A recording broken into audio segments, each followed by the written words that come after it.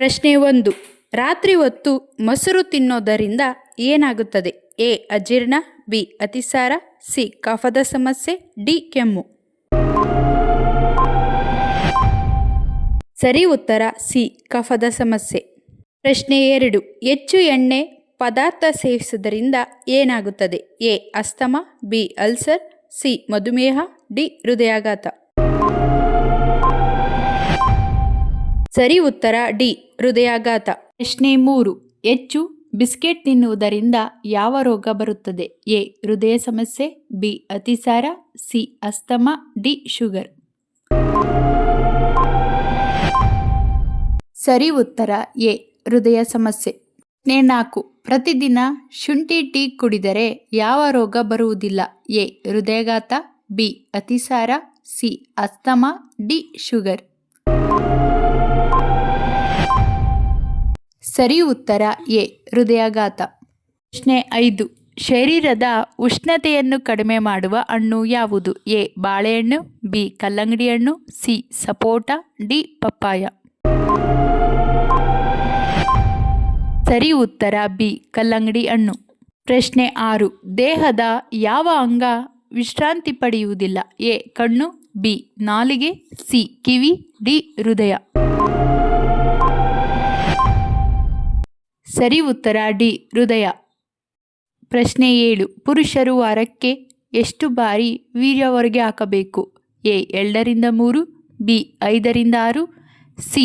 3 ರಿಂದ 4, ಡಿ. 1 ರಿಂದ 2.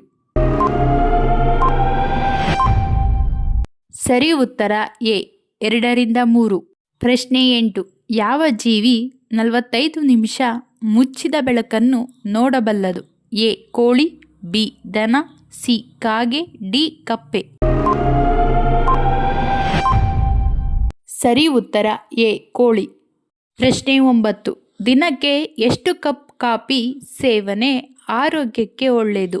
1 ರಿಂದ 2 ಕಪ್, ಬಿ. 3 ರಿಂದ 4 ಕಪ್, ಸಿ. 4 ರಿಂದ 5 ಕಪ್, ಡಿ. 7 ಕಪ್.